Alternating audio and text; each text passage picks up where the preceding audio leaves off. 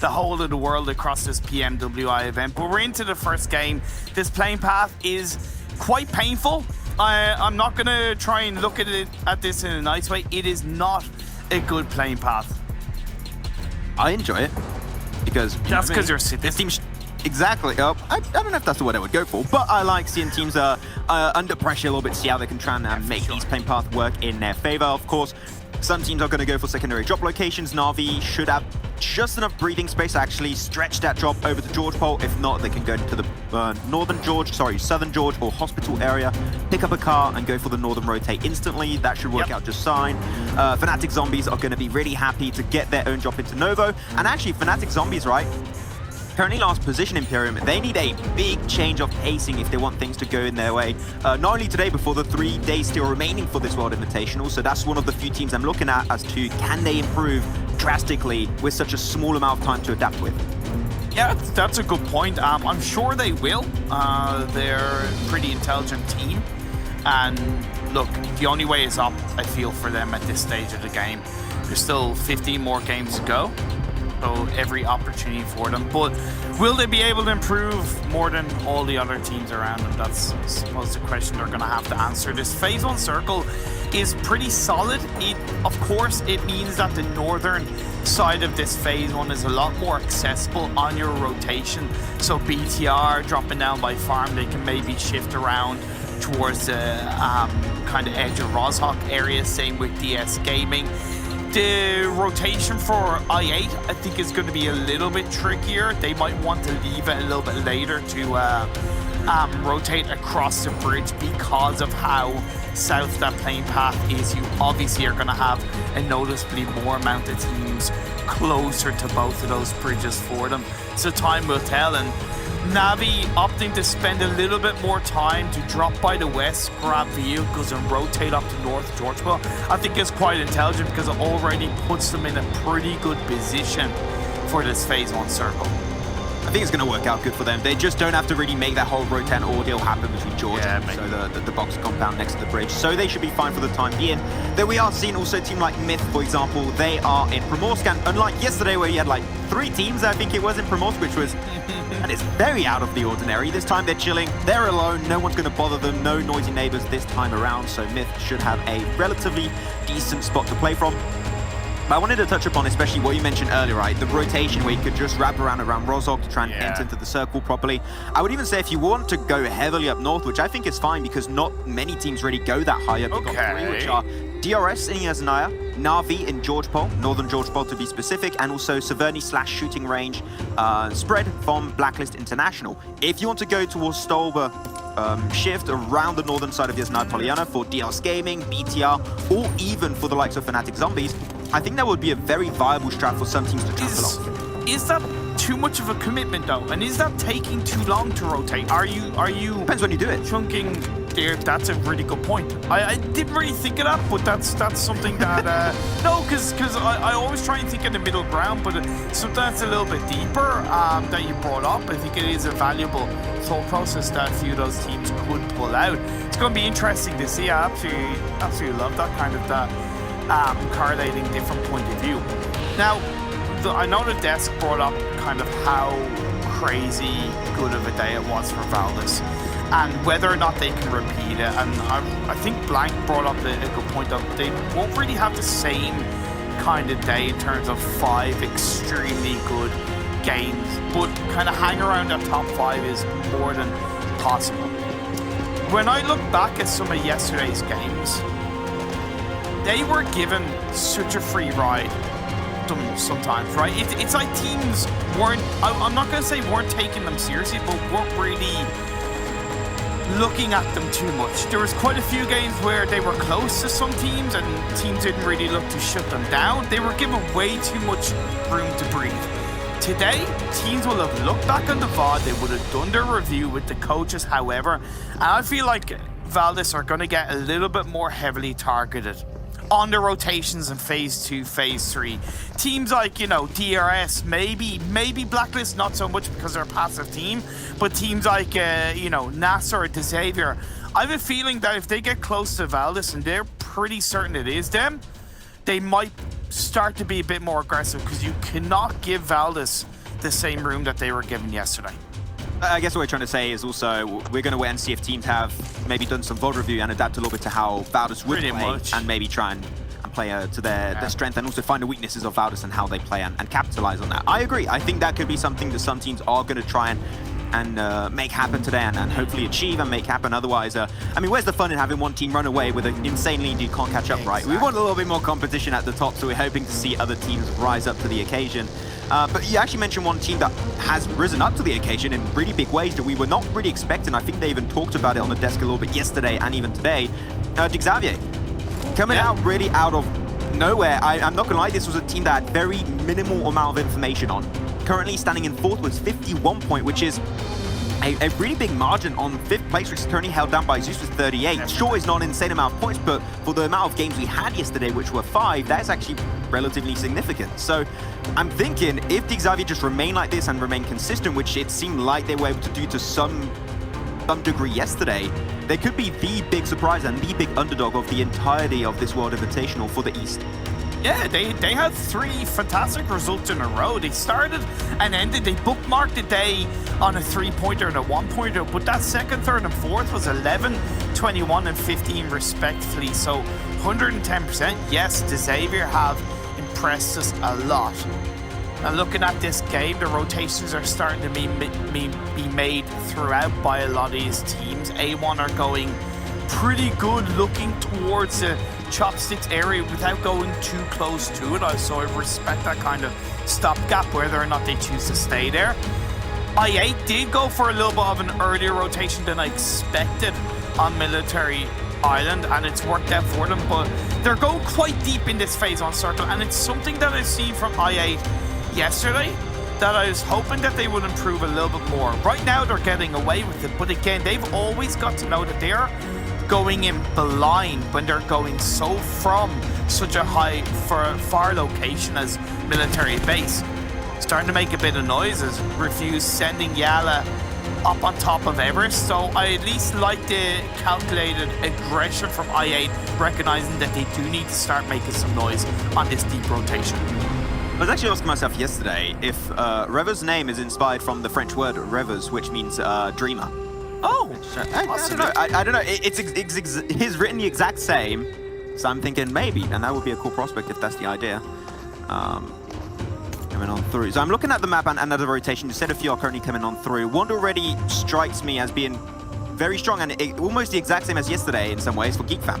They go for the big Gatka field spread. They regroup very quickly once they're done with the looting stage, which typically the big mistake that we see teams doing Gatka fields is they stay spread for too long, teams start to rotate, and then they take a 4v1 and one of your players goes too far, and you lose a player, and then you're down to 3, and it makes it really hard for you to find closure to a game possibly later on down the line. Geek Fam did not have an issue with that because they regroup maybe, I would say, 3 minutes into the game, 4 minutes in, they get a strong position and they play extremely well, and they're doing it once again, and that's what allowed them to get the win yesterday on, I believe it was a second Erangel game. And they're trying to do that once again this time around. So Geek Fam, once again, I said I'm a big fan of their rotates from yesterday, and I want to see a lot more of it because I think they are a hidden gem in this tournament. Heading into phase 2, we're going to see obviously this shift that has gone down towards the southwest. I really also like the Xavier's to split between the church and the compound just across the road from that church area outside of Pichinki. Most teams are pretty well solidified inside this phase 2, but because maybe teams were looking more towards the northern half of phase 1, it has created a noticeable space on the southern side of this phase 2 for the likes of Myths, for Fnatic Zombies, who are yet to actually go across from Military Island, and even DS, who are also taking their time to rotate. So I'm interested to see who will adapt and maybe shift a little bit closer to the southern half of this phase 2. Nothing really out of the ordinary. We are kind of expecting to see these teams play edge. Said DS, NASA also like to play a little bit more to the edge side, especially after them struggling heavily in a few fights and skirmishes yesterday. I think that they're maybe trying to take things back a little bit and slow things down. They don't want to take these fights because they tend to have a little bit of a hard time when they do take them, as Godless hits a shit Car 98 shot, headshot actually to be exact, so good on Zeus. And talking about Zeus, right, a little bit of a, I think a lot of people expected a big things from them, and yesterday was a little bit of a downfall position, but it's only one day. No, we can see this team do great. They're not known as the most consistent team, and when they do perform well on the day, they get an insane amount of points coming their way, and I'm hoping to see that coming on through, because it was they started off roughly. They had one good game, then two really poor performances, and I think that might have hurt their morale a little bit, so we're hoping to see today start off better, and they can just ease into the game and hopefully have some good old gameplay that we are expecting from Zeus. They're going to be seeing some gameplay coming out from BTR. They're going to be going for the engage onto the South Korean team of DS Gaming. Rising themselves the M249, unfortunately will be losing his process and get knocked out. And that's going to be done. DS Gaming just instantly taken down, and they surrender Pachinki Hill over to BTR, which is one of the best positions for scouting in this circle. Hey, see me now, you don't? As DS Gaming fall victim to BTR, and I would genuinely reckon that that is a product of DS Gaming not respecting the fact that they were coming into the circle late. Right, so when you come into the circle a little bit later, you have a lack of information. There's absolutely no reason why they didn't and why they couldn't have stopped on that hill across the road from BTR, gotten a little bit of information, and then maybe look to get a knock at the BTR before pushing forward. But it's quite obvious that they just full sent it, thinking it was going to be free, and BTR were there waiting in the wings to capitalize quite accordingly. I did also hear quite a good few M249 shots being fired by, I think, multiple players from BTR. Starting to see that gun be utilized more. I know it's out of the crate, and the UMP has become massively in the meta, but the M249 also starting to be highly favored by a lot of these players.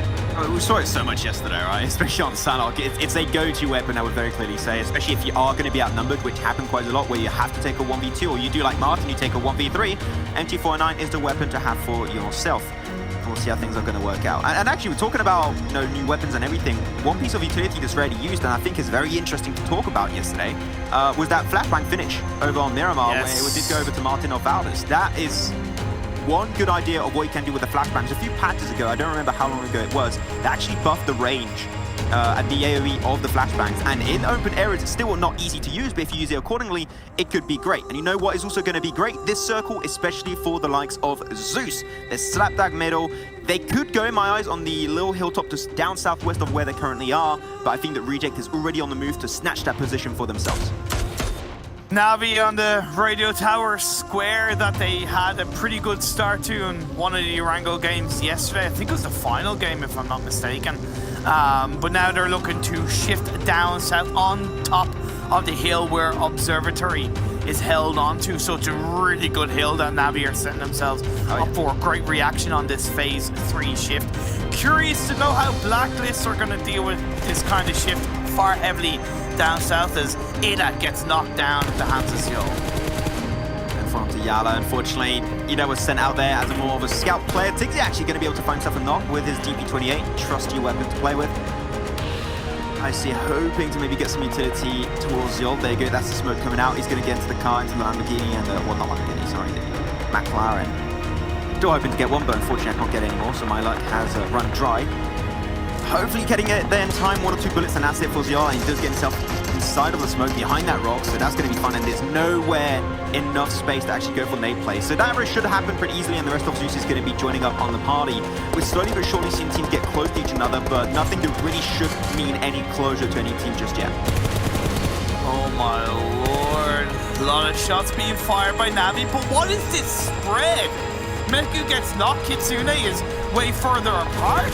They were on a great hill and they give that up to try and go for a fight, and they lose 2 players. Incredibly poor decision making from Navi. I get that you want to be aggressive, but be aggressive and controlling in your own area. Don't go to the fight when you don't have to. I also gotta say, credit to Yala, because one of Yala's players got knocked down. They didn't instantly go for the revive. They actually waited. Now that they've got it, they're now able to drive away. Plus, Valdez went down onto the hill, and Yala, their 2 players that were holding onto the compound, got a kill onto one of the Valdez players. So really great, actually 2 of the Valdez players, so really good teamwork across the board from Yala to hold onto their position and get the revive. That's big, Pog.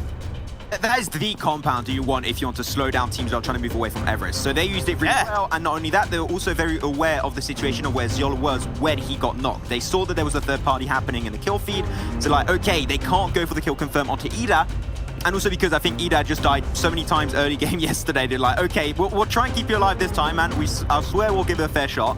Got him back up and came in. So they were very aware of the situation they were in, and because of that, they were able to make the most out of it, pick up kills, and res up their teammate. That is what you love to see coming out from the Saudi Arabian team. Now, so where is it gonna go? And straight on down south. Huge for Reject, huge for Geek Fam. Geek Fam, I love this compound. This is one of my favorite compounds in all of Erangel. It is so hard to breach. If they defend it properly, this might be a strong game, a top 3 going the way of Geek Fam. Let's be fair, we've had 2 or 3 hardships in a row from these teams. Horrible. They haven't been kind. It has been incredibly horrible. Blame Maxman, everybody. If you don't like it, just blame Max and send him a message on Instagram. Go follow him at the same time. No, anyway. No, I like that, yeah. IA have been a lot more passive than in yesterday's game, and I actually like that because I think they realized that they need to actually spend more time as a full squad in these games. Even if they're not playing naturally to how they want to, which is aggressive, you are getting experience being inside these games. The Xavier are now looking to start off a bit of a fight against A1. Well cooked grenade by Lamborghini. Will that connect in the right way onto A1? Don't think so for now. We're hoping to see a lot more, of course, from the Bangladesh team of A1. Yesterday was not the best showing, currently in 13th position with 16 points, 1 good game, and they just double that bare minimum. So A1 needs to live up to the expectations. I think a lot of people are supporting them in the chat right now. And hopefully they'll be able to help out the team on their morale. Nade coming out a little bit short, I believe, for Lamborghini, or putting himself back inside the building.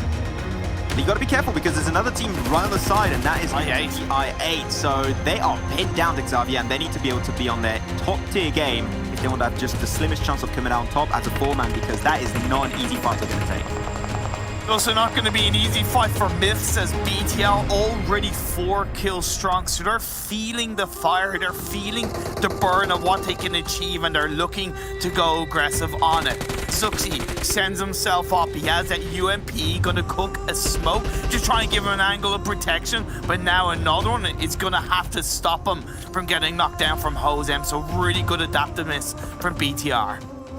Yeah, going to be able to play that one just fine.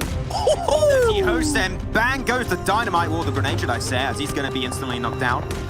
BTR is going to have to take this on a little bit slow because they have a little bit of a hard time really pinning down the location of all the players of Myth. I would have a hard time believing that is going to be an easy revive. He's going to go for it. He's got the M249 in hand too, so it could work out actually just fine, but BTR really took their feet off the pedal right now, slowing things down significantly as the circle's about to shift once again. But the 4th player of Myth, what is he doing there? Either he joins in on the fight, or the whole team disengages. You don't have this. You don't have this. You don't go in between at all. Broly's still staying prone down. BTR, I love the point that you mentioned about them slowing down. I think that could go against him because that's allowing Myth to in somewhere reevaluate where they're heading now. Of course, BTR are looking in the direction of another fight, but they need to focus on Myth and Myth alone. There you go. Yeah, Zux is going to go a little bit wider there. You've got to be careful. Broly right behind there in the bush. He goes for the spray, and unfortunately, he will get knocked on down. BTR still off the 2 players, gets a double knock. That's going to be so well played, actually, from Broly. Really worthwhile for his team, but Myth, they still have another player, but he's so far away. He took the knockdown to Ryzen. Bayflex is just nowhere to be seen currently and cannot get their time to go for the res on his teammates. And unfortunately, this is going to be coming up to almost nothing, and the influence he's going to have on this game is so little. But though the circle shifts once again, and this is horrible. There's only 1 team out of 11 inside that circle, and it is going to be the Japanese team of Reject. Boy, oh boy, they're looking good. And I don't know exactly what happened to the Xavier in terms of who took them out, but between IA and A1, they got absolutely sandwiched by a beautiful A1 piece of bread and an IA piece of bread. Bangladesh and Pakistan ingredients, you can't go wrong with that one together. They make a pretty tasty sandwich indeed. But now the fight between these 2 slices of bread is going to kick off, and let's be fair, A1 do have the advantage because they're much closer to the circle and they have those walls that they're able to play around by those buildings. Okay, now the push onto Reject's position. Teams know they're going to have to push on this spot eventually. This is a must-have spot. First one to do that is going to be Zeus. Not going to be going over over-aggressive just yet. They're trying to gather the most information as possible while Reject is trying to reposition, get all the cars stacked up next to the Harry Potter Tower, try and keep them there in case they do have to cross the road, because that's an eventuality. They might have to cross later on. These cars are going to be extremely important for them if they are aiming for the win, which hopefully they are. Back on over to this other fight. We did lose ourselves to Xavier earlier. Now there's only 2 teams remaining. It's going to be I8 and also A1 Esports. Things are relatively slow, but Crypto does get knocked on down by a great shot from Jax. I'm loving it. You've seen one player of I8 there up top on the minimap. I can't see his name exactly just yet, but he's going far and wide. It's Revers actually, and he's going to the circle and also getting the off angle that A1 are completely unaware of. This is great. It sets you up for rotation and also to take that fight versus A1. That is so proactive coming out from I8. But they shouldn't have went to go for the revive on the Crypto. Such a bad idea. Cut your losses sometimes. I know Crypto is the best player, the fragger of the team, but it doesn't matter if you're down. And now the other player goes down and it's all going horribly wrong. I8 are going to get taken to the ground all because they went for the revive on Crypto. That's the main issue we have. Literally what just happened with them is they gave themselves up one by one. You're making the fight so easy for A1 to pick in the first place. So I8 hoping to think back on this game and hopefully rewatch the VOD and see what went wrong, because you're making it too easy. And some reses like that on Crypto especially is just not worthwhile. You're in such a risky position. One easy shot from the window and you're donezo. So hopefully they can tend to work on that as the days go on for the World Invitational. Although this circle's still closing up, and we said it right, GeekFam had such a strong position. No one contested their compound, and all the other teams on the west denied each another, so that just made it so easy for GeekFam to find a strong spot in the first place. Now the fights are still unfolding as teams are trying to move away from their compounds, especially the likes of A1, BTR also on that ridge line, trying to go downhill, but in that smoke, just a few shots and Liquid is down. Zuxi get into the buggy. Can he make it alive? I'm not sure, but now he's spotted away by Sinister. The great spray connects from A1. Doesn't get the damage just yet, but now you don't have a buggy anymore. That just sealed the fate of BTR Imperium. They cannot make it off that ridge. And we have a lost Reject. They went down, they tried to play passive going for the sniper tower, but I thought that might go horribly wrong for them because they allowed too many teams to get on top of the hill above it. Zeus, they're still in this game. We're left with Geek as well. Fnatic Zombies, they're still in this game. They're down at the bottom of the leaderboard. What a way for them to start day 2, Max. Yeah, I just realized maybe 2 minutes ago, I was like, wait, Fnatic Zombies are there. Are we going to see the comeback from the last place team in 16th with 12 points currently? I mean, already so far, it seemed like they might have just doubled their points. They got 6 kills already and in top 5, so it seemed like that is indeed about to be the case. And GeekFam, they're going to pop into the kill feed, but not for the right reason, as they're going to start getting knocked on down. BTR still going to be trying to be as proactive as possible in the circle, despite the lack of man advantage. Liquid already creeped his way forward a little bit closer to the likes of Fnatic Zombies. Oh man, gonna have to think of moving over to get over that road. They already sent one player forward. They're keeping the pressure down onto A1 from Bangladesh. Really good spread by Zeus, right? Sending IC in as the anchor point. Unfortunately for A1, you know, Zeus are there to pinch them up, because if Zeus weren't there, A1 would have way better control inside the circle. We're also seeing GeekFam and Fnatic Zombies taking each other out. What does that do? That leaves BTR free to avoid all the action and play for the very late stages of the game. ICM's getting himself a nice knock onto Damaru through the smoke. Really good pre-fire from him. Liquid got knocked down. Hopefully he can make it back to the buggy. I would even say for Zuxi, if he could pop the buggy, make it explode. Buggy, a new car. There you go, new car's coming up in close, mobile confirmed. They could maybe get the res on top. Happily. That would be huge. But yeah, happily able to sneak behind. That one smoke in front of him dissipates and is gone. That is A1 losing 2 players minimum, I would say. Just the control Zeus have in the late stages of the game. They're taking fight after fight after fight.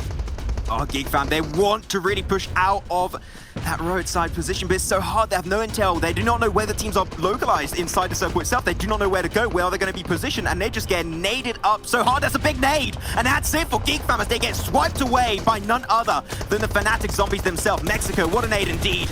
But now the play for Fnatic Zombies is to keep teams away from the nade range from your shack. If they cannot get in that position, you will not be contested. Even Zeus are a little bit too far away, but they're smoking their way closer and closer. If they get any closer, we're talking 20 meters, and this might just be the end for Fnatic Zombies. BTR, they are being given so much close. They are not being targeted by Fnatic Zombies at all. He's getting too close. Godless, he knows if he gets in nade range, this is GG for Fnatic Zombies. They will not be able to fight back in any way, shape, or form. They'll just get bullied all over the place. But they need to be sure and aware of their surroundings. with a huge for BTR. Can they take it as a 2-man? No, they can't. They're too much out in the open. Never mind the fact that A1 have been able to keep themselves up as a full squad. How's that even been able to happen? I know Zeus were taking multiple fights at once, but I thought they were going to punish A1 a little bit more aggressively, but no confirmations, no kills. He's A1 in a pretty good spot. Zeus are everywhere. Oh. Browning sent to the Afterlife too, as IC gets picked up. If you can make it to that crate, actually, that would be big. One of the BTR players. Mexico again spotted away. Yeah, the angles are just so wide, so hard to deal with for Fnatic Zombies. That Shaq is started to have big control on the circle itself. The smokes are now going to be anticipating, making it a little bit easier to actually connect those shots in the first place. But Jaxi knows, now he sees down below, that's the entirety of Zeus. We need to make sure that this squad does not make it over to the bridge. If they do, that's going to make it even harder for them to move them out of that position in the first place. So, Zeus, this is hard, I know it, but if you survive, this would be extremely worth it in the long term. You just have to head in one direction. You either head towards A1 or head towards Zombies. You can't split that. You cannot split that. To make a choice eventually. Boo, no, you're spotted away by 6ix9ine with the M16, and that's the headshot that connect. And BTR gets picked up. You said Imperium. There was no way. They were down below. They had no cover to play with except a Pubg, and that can very easily be overcome. So the Rays are still coming out. Can he get a boot inside the shack? Does it get shut down? Actually, all the focus of A1 seems to be towards the likes of Zeus. They want to get rid of them before putting their focus towards the likes of Fnatic Zombies. So Fnatic Zombies, yeah, just wait. Nice one, Jax. For team to get eliminated. Oh, great play by Jax. He's single-handedly keeping the space away from the 3 other players of his team. He's being the sacrificial lamb, stopping Zeus from going forward while the other players from the team are focusing on Zombies. And prone, Salam, you got to be careful. You're prone in the open. That is very, very easy for maybe Jax. Actually, Jax just leaves the position of Zeus. That's relieving a lot of pressure. He sees the circle moving up. He knows they're going to have to come their way. He's just waiting for the opportune time to strike, and Fnatic Zombies also get pushed away from that shack. There is no way out of this one. And I believe they already used a lot of their meds because they got knocked just so many times by A1 and Zeus, and now they got the spray gun. It's so hard for A1 to fight from that one. A flashbang in the open. They have no idea what's happening, allowing Sinister slowly but surely to sneak his way forward, and he strikes. Mexico down first. Salam and the boot still up and ready to go. And he's going to try and confirm that kill. Every single point counts. Salam also get picked away. While Zeus are just waiting, they see the kill feed lighting up. They're hoping to see a team go down so they can steal away second place. That is their game plan this time around, as Abood hasn't got spotted out just yet. He's taking this one really slow. None of the teams have secured a chicken dinner so far in the PMWI, so whoever comes out on top, it will be their first win. That'll be big for a lot of these teams. Still a lot of people in chat hoping to see Zeus get himself the dub. Who gets spotted away, goes for the spray. 1 bullet is all you need. Oh my god, almost got the counter play and almost got the knock himself, but at the end that is going to be GG well played for Fnatic Zombies. Still a great performance compared to what we saw yesterday, but that is 11 kills total over to Zeus, and they know exactly where there's one player of Zeus, but he is not. That is not the current player you should be focusing on. You should be looking at Sinister, but they have no idea where he is. They think he's all behind the tree, and now this is a 1v3. Are we going to see a Martin 2.0? 2v3. It's 2v3. He's still Sinister and Dante. Yes, there is. Where is he hidden? Oh, he's hidden so well, I can't even see him. Okay, fair enough. 2v3 in Pyramid, as you say. Now it's going to be a 1v3. Sinister, there you go. He's a little bit farther and wider. Tries to go for the spray, but gets overwhelmed.